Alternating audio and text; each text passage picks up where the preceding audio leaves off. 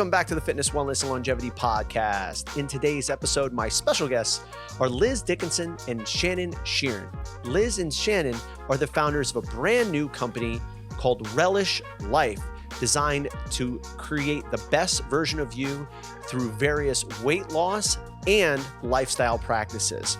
Relish is a fully integrated program that combines medical treatment with psychological fitness and nutritional support. The program is all-inclusive and offered by monthly subscription. In today's discussion, Liz, Shannon, and I talk about the foundations of Relish Life, how they got started, both Liz and Shannon's personal stories of success, and so much more.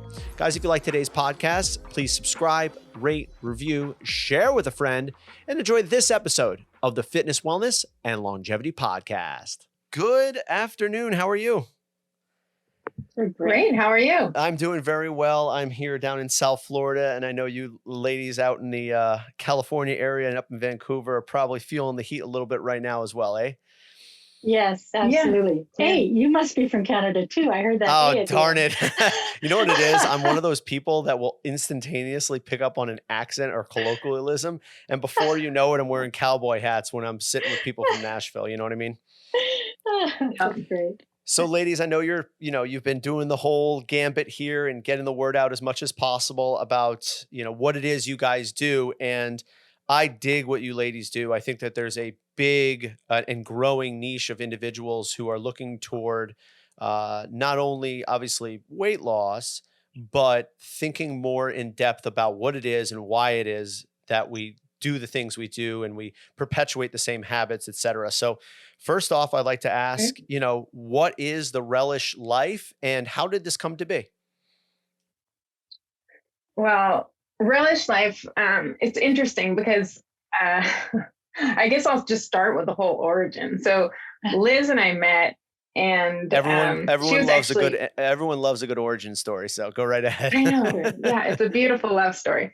So we met through my dad. She had worked with my dad before. She had invented one of the first or the first wearable heart rate monitor that's not like strapped around your chest. So my dad had reached out to her and said, my daughter has a wellness business. She could use some help scaling and growing her business. And we met and we just fell in love. Yes. And we both love Shannon. Look at that face. And she just has these great ideas for business models. And we decided, instead of her helping me with mine, why don't we just go in and start one? And she put together this dream team. I work a lot on mindfulness-based nutrition, intuitive eating, and exercise. And so we wanted to work with medications, but also more, not medications like, appetite suppressants. We wanted to work on medications that really helped people get to know the root cause of why they are turning to food and where that core relationship with food came from. So it added that extra oomph that I needed with some of my clients, where I found, this behavior change is one thing. We've got you know what to do now, but you're still having a hard time getting there to do it. And so we put together a team, and we're all people who've worked in various aspects. We have a doctor who's worked with medication, a psychologist who's worked with the whole brain science behind it, and then me, who's worked with a lot of the behavior change side of things. And all of our programs that work so well now coming together just makes this trifecta of results that are really beyond what we even expected with this program. Now, Liz, can you corroborate this story? Well, I'm a testimonial because... my goodness. Yeah, absolutely. I mean, I'm back.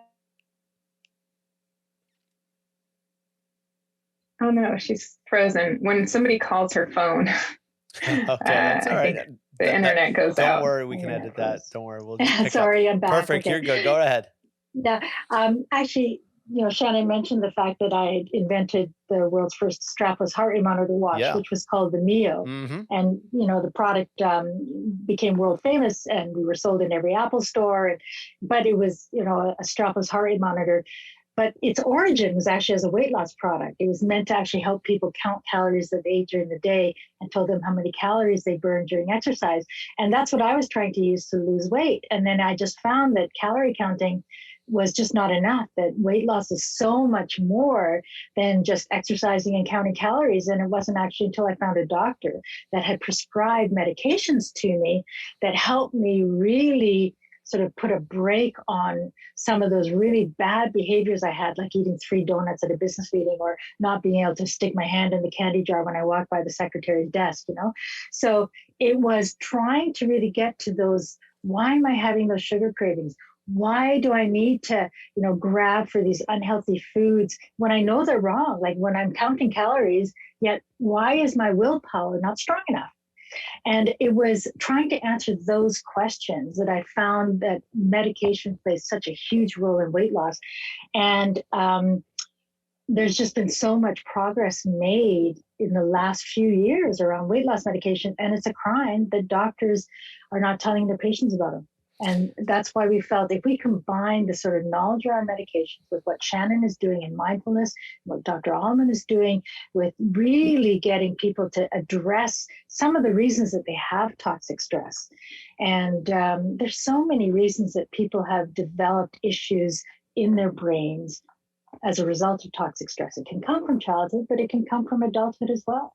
And it's getting to that issue of toxic stress, what's driving the toxic stress. I've lost, I'm 60 pounds down now. So Wow, I've never felt congratulations. this good. Yeah, thank you. So a follow-up question about the medications in particular that you're using, because instantly, when Shannon was describing it, medications, I'm like, oh, you guys are using psychedelics to unlock the brain or something like that. And then Liz was like, oh, medications for potentially appetite suppression or control. Can you elaborate a little bit on the medications that you're using? Yes, absolutely. So the brain actually is hugely involved in the issue of weight. There are things that happen to the hypothalamus structurally, things actually that happen to your DNA as a result of long-term exposure to cortisol and toxic stress. And so when you have those impulses that you can't say no to, like you hear that candy bar just calling to you and you can't say no, that is an issue of impulse control. So there are medications, specifically one called bupropion, which helps with impulse control. And that is one of the medications that we prescribe. People also have a tendency to be quite, addicted to food. And, they will express their ability to handle stress by addictive behaviors, whether it's drinking too much, gambling, or food. Food can definitely be an addiction. So there's also a medication called naltrexone, which is really fantastic for mitigating, it's an opioid antagonist, basically. So it binds to the opioid receptors in the brain, and it actually stops that kind of addictive craving that people have for food. So sometimes the two could be prescribed together and have a very, very powerful impact on stopping those binges as well as sort of inhibiting that addictive behavior. So we prescribe those medications to people. Some people that have been overweight for an awful long time have developed a condition called insulin resistance. In fact, a lot of women with polycystic ovary syndrome, 10% of the female population has polycystic ovary syndrome, or women that are sort of postmenopausal develop insulin resistance. There's a medication called semaglutide, and we also prescribe that, which can be very, very helpful for people because it sort of ramps up the production of insulin, kind of puts the pancreas in overdrive in a sense, so that people can process the sugars in their food more effectively. The glycogen can be absorbed by the muscles more effectively. So basically, that's a long science course, but sorry. No, I love it. I geek out on this stuff. He loves this stuff.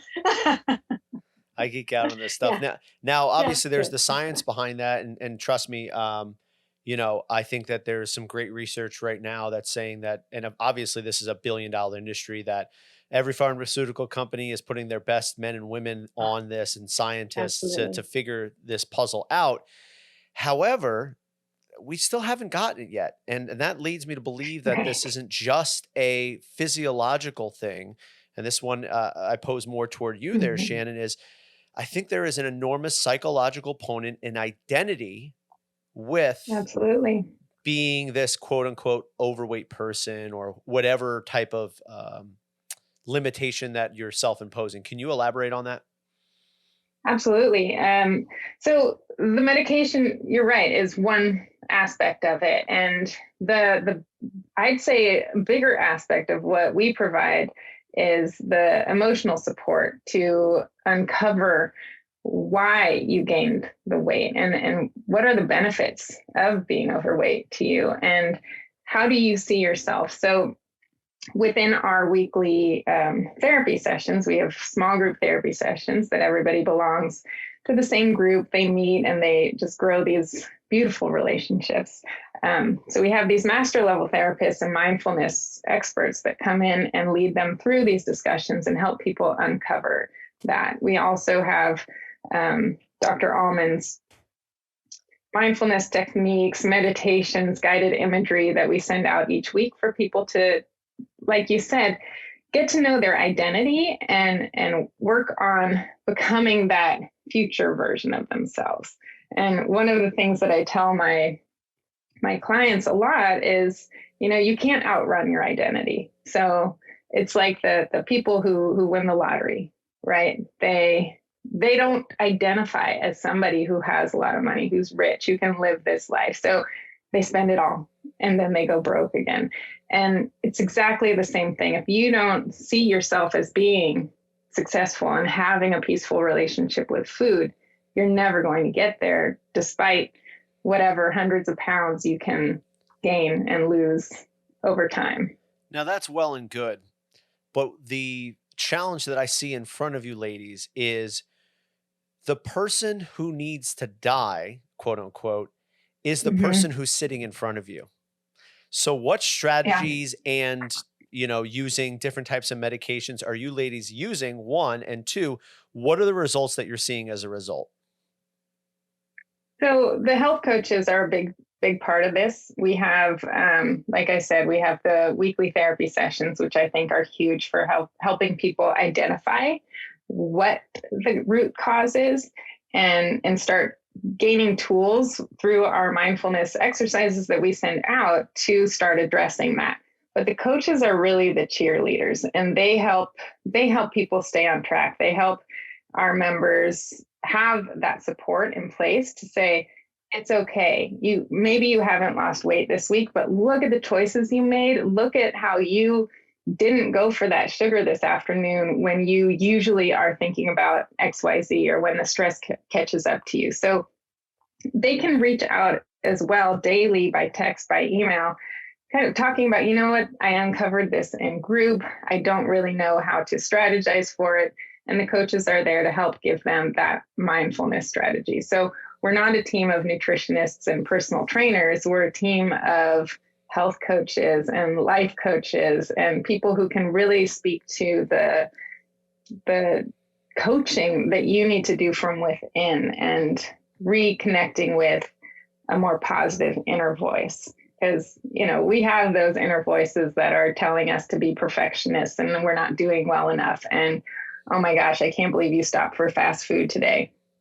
So we need to reconnect with, or maybe start to connect with a new voice that says, great job going for a walk after you went to McDonald's today. Great job choosing a healthier meal at your next meal instead of like, well, I already did it. Let's just throw in the towel and Netflix and binge, right? So helping people celebrate their small successes and realize this is a lifestyle and I can keep climbing that mountain. It's going to be hard. There's going to be obstacles, but I can figure out how to go around that boulder instead of trying to lift it up and walk underneath it, which is never going to happen. Liz, there is a company based out of New York, I believe, called Noom, and they are a larger, I think, online platform that focuses on behavioral changes to, obviously change one person's body composition. Looking at that type of company and seeing what you guys have here, one, how do you differentiate yourselves? And two, how do you see the overall scope of the weight loss industry right now? Um, the solutions that Noom provide, I think, can work for a certain segment of the population. Many people don't really understand nutritional choices. The traffic light system that Noom provides, they basically categorize foods into green, yellow, and red, which is a very easy way. It was a system developed in the 1960s, so it's not exactly rocket science, but it's a very easy way for people to understand what foods they should be eating and how much of them. So I think it really helps people understand food and nutrition. The behavioral components and the mindfulness, I think they give some good ideas and strategies, but where it is difficult is when people know they should be doing something and they just can't prevent themselves from doing it. And that's where most diets fail, because really a lot of this problem with weight comes from that choosing food to soothe an emotion, choosing food because you don't really know how to express anger properly, choosing food because you don't really want to acknowledge something that happened to you in the past, and that was a learned behavior, and that's how you deal with all your stressful situations as an adult. Being served Noom sends these little cards through the app, and you just read this sort of daily advice. Reading something like that doesn't help you understand what those deeper issues are and tackle those deeper issues. That takes a lot of work, a lot of reflection. And the brain, is plastic. You can change the wiring in the brain. Neuroplasticity is a really important thing to understand about the brain. If you do repeatedly talk to yourself in a positive way, if you do repeatedly do the work that's necessary to revisit some of these issues and deal with them appropriately, you can rewire your brain. But it's not just by reading a simple affirmation or being told, to pat yourself on the back when you do a good choice. It's much more complicated than that for long-term sustained change. And that's really how we differentiate ourselves. Yeah, it really reminds me of a Wayne Dyer quote when instead of I'll believe it when I see it, when I see it, I'll believe it. That Yeah, kind right. when Yeah. Mm-hmm. when I believe it, I'll see it, that kind of thing. So, Yeah. so Mm-hmm. a question for you there, Shannon. You mentioned the benefits of being overweight. Can you elaborate on that? Very interesting question. This is one of my favorite things to talk to Because the members about. I wholeheartedly support that notion. I don't think anything Yeah. happens by accident. So I'd love to hear this from you, from someone who's on the front lines in this. Yeah, it's, like we were just saying, there are plenty of ways to lose weight. Everybody can do it. You can do keto, you can do Noom, you can do these things, you'll lose weight, but you're not going to keep it off if you've got sort of that fundamental belief that weight is what you need, right? There are victims of childhood trauma, of rape, of incest, things that have really caused sexual harassment, that have caused people to protect themselves. So it's an armor, right? And somebody says, hey, you're looking good, you've lost some weight. That can do two things to people. That can cause them to say, oh my gosh, people are noticing my weight. Like, I can't believe people are looking at my body, right? And it's the other aspect is they think I'm more attractive now. I don't want to be more attractive. What does that mean? Is somebody going to notice that? Is somebody on the street going to attack me? We put up these walls around us to protect ourselves from unwanted advances, unwanted attention. And, in a lot of situations, and that's one of the extremes. And in a more benign way, it can be, take me more seriously, right? I'm going to be a bigger presence now. I'm not this small, timid person. I'm going to show up. I'm a big presence, and I'm going to be here. Another one that we've heard is more relatable. So you can relate. We have some nurses in the program, and they feel like they can relate to their patients and say, I get it too. I struggle with this too, and it's important. So it covers the spectrum from, serious trauma to just trying to get through life and feel like you have some power. How often is it that you see individuals that are just in need of nutrition coaching? Or is that kind of weeded out in your intake process? It's definitely not weeded out in our intake process, but I think by the time people get to us, they've gained and lost a lot of weight. So we either have people who have successfully been losing weight and then it just stalled and they don't know why. And it's possibly an insulin issue or possibly just some little habits they can't get past. And then we have people who they know exactly what to do. They're just not doing it. They feel like they have a willpower problem. They feel like it's their fault. And we explain it's not. There is a problem, but it's not that. And then there are the people that do come in, and I wouldn't say they need a lot of coaching. They know that what they're doing isn't healthy, but to understand the why. So they just want to know, why do I have to eat a salad instead of this burger? I mean, calorically, they're kind of the same. So, if you look at it from that perspective, there are, probably 50% of the people, maybe 40, who do need that little extra understanding of the why behind the nutrition choices and metabolism and just understanding a little bit more about the science. But most people know the red light, green light, yellow light foods. Yeah, it's especially with these days that there's apps, there's websites, and then Right. when you ask somebody, okay, what does a healthy meal look like? There's few people, maybe in my nutrition coaching career, I've come across maybe 2 or 3 individuals who were so like confused about the world. They were like, oh, a protein Right. shake, that's a good meal. I'm like, you're legit. That's 100% that. Yeah. What's wrong with that? So I completely agree with you there. Ladies, I want to know a little bit more about your personal stories and how you got here.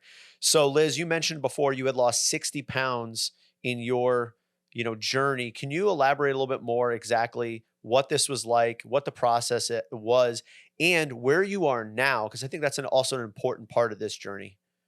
Yeah. Um, It's so funny when you start going down this whole historical path, because one of the questions that we ask in Relish is, when did you first start to gain weight? Why then? Why not 2 years earlier? Why not 2 years later? What was happening in your life at that time? And if I answer Wow, that what a great question, question. isn't that a great Right. question? Well, when I answer that question, the answer is, well, I started to gain weight when I was in university, and I started packing on the freshman 15. And what was going on in my life at that time? Well, my stress levels just skyrocketed at that point in time. And so, I packed on the freshman 15, and then I got married. I married very young. That in itself is stressful. And then I had a child very young. And then all of a sudden, I'm trying to develop a career in a very highly male dominated industry, the high technology industry. And in fact, I was told by the guy that hired me that he had to get special permission from the vice president to hire a woman, if you can believe that. You must be pretty So, impressive then, Liz, if you were able to go through all those hurdles. They must have really wanted you. it took them a long time to make the decision. Anyway, that was my first job. So here I am trying to balance motherhood with starting a life with a husband, with starting a new career in a high technology industry, and the weight just starts packing on, and with each child it packs on. And then, of course, when you want to be taken seriously in the work world, you don't want to be, I was Miss Teen Kelowna, for God's sakes, and I was small and very pretty and very athletic, and that didn't really serve me well in business because men were not taking me seriously. So it was kind of an uglification process in a way, to be larger and taken more seriously. And so after my third child, I ended up 210 pounds. Well, really, was hard on my body. It was hard on me emotionally. And then of course, you get depressed and things are not working out as well at home because you're not the woman that you used to be. And so it all compounds, right? Then you start going through perimenopause. You become less valuable as a woman in society. Things start to happen. Your parents start to get old. You start having to take care of your parents. Your kids start to become teenagers. They start doing drugs. You get heavier and heavier, right? It's just like this whole thing. So it's interesting because you gave the analogy that you're piling on all of these things and physically you're getting heavier, but the burden on top of you all of a sudden gets heavier as well. Yeah, right. Exactly. And so there is no health without mental health. So it wouldn't have been enough just to go on a diet like I did. I did Jenny Craig, I did Weight Watchers, and I'd slim down, and before you know it was boom. And all the damage that I did to my metabolic system, my insulin, my leptin, my ghrelin, everything gets out of whack. Your hypothalamus gets out of whack. Before you know it, your body doesn't even know whether it's storing fat or it's not storing fat. There's so much research that's been done on the endocrine system that shows that when you've had weight for a sustained period of time, it completely messes up your body's ability to even recognize whether you should be storing fat or not. So, you're just an absolute mess by you get to this point in time. What do you need? You need a reset.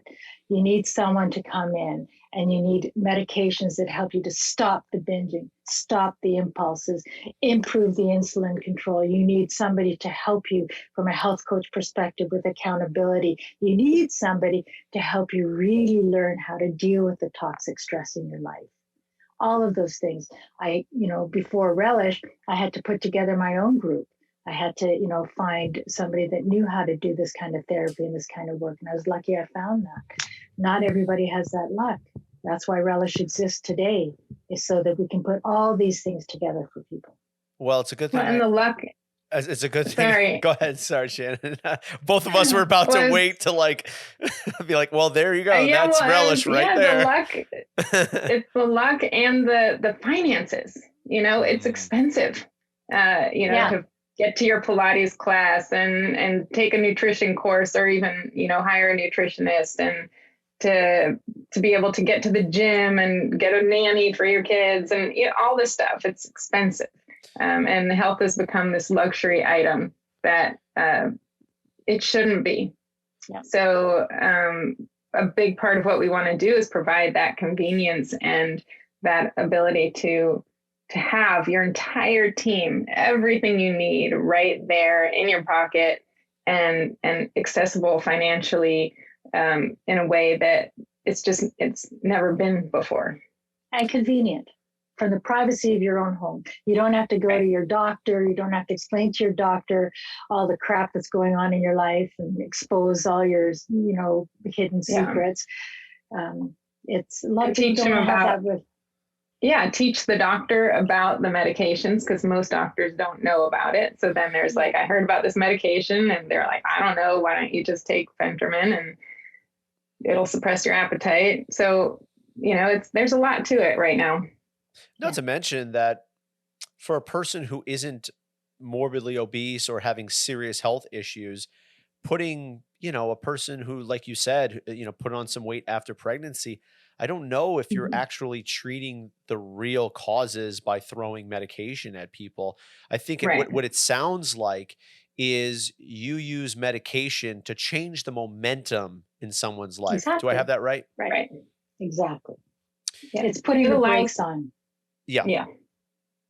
Yeah. It allows you to take that voice that you should listen to and listen to it. You're not having those physical compulsions to have to struggle against, and it's physiology. You're never going to win. I'll share a little something with you ladies. So recently I went on testosterone replacement therapy, and about 8 weeks ago or so. And this was after years of eating properly and exercise, and I smashed myself metabolically from doing years of wrestling and then lacrosse and Mm. then triathlon and then the sport of CrossFit. And by that time, and then having a baby, no sleep, etc., Mhm. all the meditation and all that stuff in the world really couldn't just change that momentum. You know what I mean? Yeah. And so I can Yeah. attest that you do need, at times, working with a healthcare practitioner, you need that Mhm. change in momentum, and all of a sudden, it's like you see it from the other side finally. You go, oh wow, why didn't I do this before? Yeah. You know what I mean? Yeah. But you couldn't I get said there. those exact things. Yeah, that exact statement of all the meditating, all the running, all the stuff right now isn't working for me. Yeah. I need something else, or my life is not going to work Yeah, anymore. for sure. That being said, everything has a time and a place, because I know for me personally, if I was going to be doing something like TRT 5, 6 years ago, I was in such more of an egoic place that I don't think it would have been the Mhm. right time for me to do it. Now it's Mhm. more of like, I just want to be a good dad. I want to be productive, and I want to be able to like show up in an authentic, like beautiful way and share my gift. And if I can't do that, or I'm going through these Mhm. massive highs and lows because, I'm just metabolically and physiologically smashed, and, depressed and anxious and all those things that are Right. associated, then, like it's time to take that little lifeline, that 9 line, to pull yourself up a little bit, get some air and go, oh, it's time to create some new patterns in my life, right? Yeah. Well, Absolutely. you just struck on something so important because this kind of behavior is epigenetic. You Wow, yeah. actually can pass this poor relationship with food on to your children, on to the next generation. And that's why it's actually incumbent upon us to break the cycle, because otherwise we're just going to be continuing to spawn successive generations of people that don't really deal appropriately with toxic stress. And we're going to just keep getting larger and larger as a society. That's an excellent point, because obviously I'm carrying the baggage of generations. I mean, like think about it. My grandparents, you know, were living in the Great Depression. So it was like Mhm. survival of the fittest back then. Now Yeah. everyone has an iPhone and access to food 24/7. So it seems Right. like the tools that got us to this point are almost esoteric and maybe antiquated. And we need to Mhm. upgrade our tool set, our skill set. Skill Right. set. Exactly. Yeah. Yeah. Shannon, can Yeah. you elaborate a little bit on your story? Uh, can I elaborate? I like to talk. I'll try to make this quick. So It could be as I long or was as an short as elite you'd like. I was an elite athlete, and I just spent my life trying to fit into spandex and eat as little as possible and work out as much as possible. Um, just for the sport, right? I wanted to be good. I wanted to be the best. I was a gymnast, and then I was in the circus. And I was one of the best, and it felt great. You work hard and you're the best. Um, it became an issue when I became a mother. And no matter what you do, you are not the best mother. Your kid still throws up all the time and doesn't sleep, and your other kid's running around hitting everybody, and you can't feed them anything but chicken nuggets. And so this compounded by the hormones, that feeling of failure just really weighed heavy, and I went into a extreme depression for a couple of years that I didn't know, because my inner dialogue was just like, you're just failing. It's situational. You're failing. And it just drove me into a really dark, deep place. I was holding on to the weight. I felt like a failure for that. I couldn't stop eating cookies and eating the leftover chicken nuggets. Felt like a failure for that. And it just got to a point where I thought, you wanted this. You wanted to be a mom. You wanted this life. How can you enjoy it? If you can't figure that out, I don't think you're going to be here much longer. So that's when I realized it starts in the head. I really needed to work on that voice that was speaking to me. And that's how I first got started with this journey. And I did it for myself. My personal training clients were watching me and they were like, I want to do whatever you're doing because it's working. And kind of just started putting together a program to help people with that mindfulness and learning to love themselves and their life first. Well, that's a perfect example of the inner dialogue that you can just give yourself. And most people can go through life not really aware that there is an inner dialogue. It just happens. And I think that's kind of how it happened for me. Actually, it was like my husband, I was just like telling him stuff that like needed to get done. I'm thinking I'm being super helpful, Yeah. And he's just like, why are you being so mean to me? I was like, wow. Okay. Like, I don't feel like I'm being, it was just like, whoa, that's the way I speak to myself. And clearly the way I speak to people I love, high expectations. Here's what we should do. Let's strategize. You didn't do this right. So what can we do to fix it? And so let me ask you this. When he said you're mean, did you go, oh, well, you're just like, did you combat it or did you accept? No, I was just like, cause I was so shocked. I was like, I'm not being mean. Like, I'm just trying to help. And it just didn't occur to me that that's not how you talk to people. Because I'm so used to telling myself, you didn't do that well enough. You need to do this. Here are the balls that you dropped today. What are you going to do tomorrow to make sure that XYZ happens? And to me, that's how I was so successful at my career. Yeah. And as a mother and a partner, that is not an okay way to speak. And I realized that's what was causing me to go downhill. Now, as a mother, to speak to myself that way is so unforgiving and so unkind. And I had no awareness of it. Yeah, but it's also juxtaposed with the idea like, well, here's all the shit that I've done before with this mentality and this type of thinking. Right. Yeah. What do you have over there? Right. So exactly.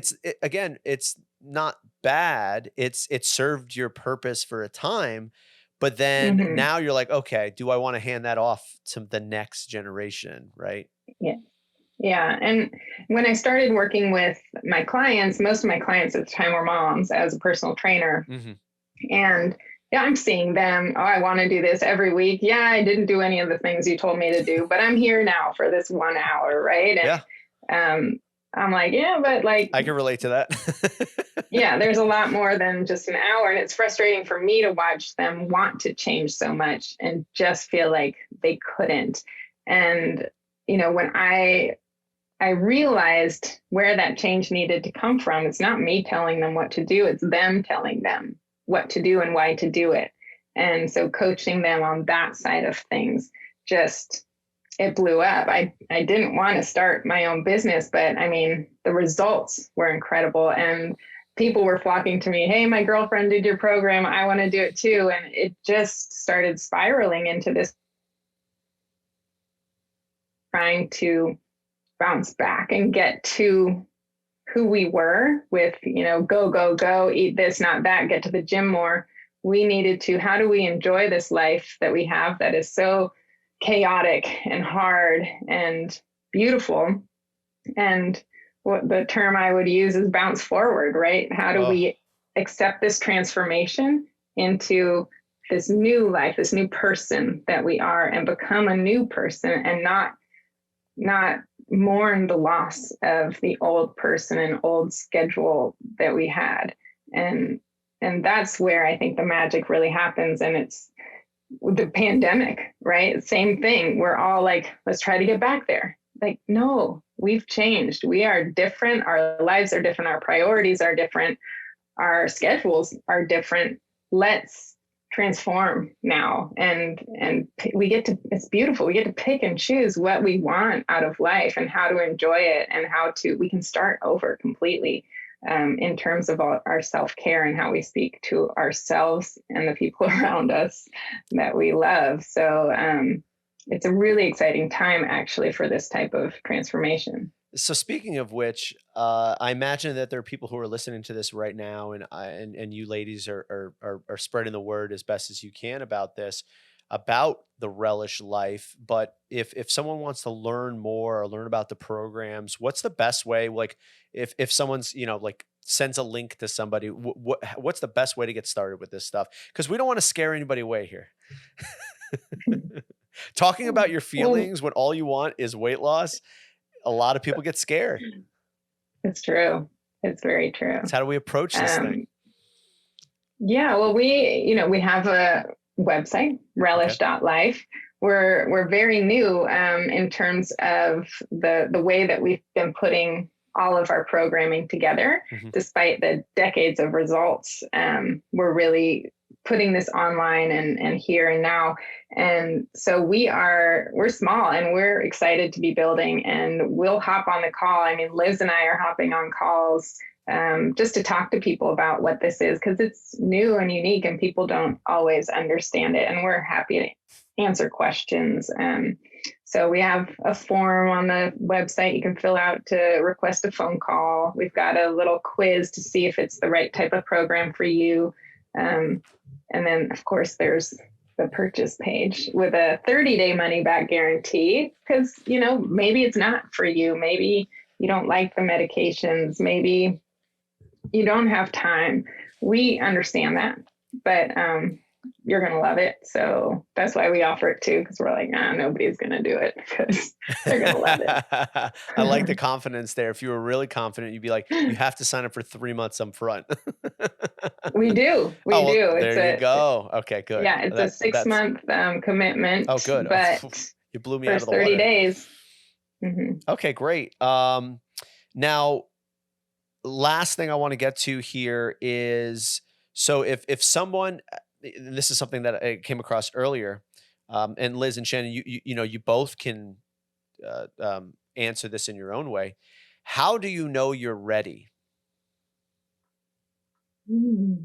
Liz, you want to start? Sure, absolutely. I would say that if you're somebody that has tried and failed at least 2 diet programs in the past, you're ready for Relish Life. Because what that's really signaling is that there's something going on beyond just learning how to monitor portions of food or understanding nutritional composition. It means that there's something psychological at play that's driving you to choose food for reasons other than just sustenance. If you think about putting gas in a car, your car has a certain gas tank size, and if you put in too much gas, it'll spill out of the tank. Well, in our case, unfortunately, it gets stored as fat. And we sometimes just have no way of knowing that our tank is full. And that's what we try and help with. I love that. Shannon, anything to add here? Yeah, only to say that, I think How did you know you were you're ready? How should I know? I was very depressed, and the things happening in my head were not okay. And what I would say is the people who are ready are the people who are just like, I need to try something different. Something's not working. I am not happy. I am not healthy the way I feel right now. And I'm ready to hand the reins to someone else who I trust to guide me through it in a new way. If you want to be told, eat this, not that, let's count all your calories and work out 5 days a week, that's not who we are. You can do that. There's an app for that. But yeah. It's a deeper change, and you have to be ready to do the work. But it's fun work. I love it. We have Liz Dickinson phoning in from Vancouver and Shannon Shearn from California. Thank you so much, ladies, for your time, and stay safe. And you too. Thank you. Thank you very much, ladies. Bye-bye. Thank you so much for Liz and Shannon for coming on to today's podcast and discussing exactly what Relish Life is And for all Floch Fitness listeners, I have left a link in the description, a discount code. So if you are interested in signing up for Relish Life, there is a discount for Floch Fitness listeners down in the description below. If you like today's podcast, please subscribe, rate, review, share with a friend, and we will see you next time with a new episode of the Fitness, Wellness, and Longevity Podcast.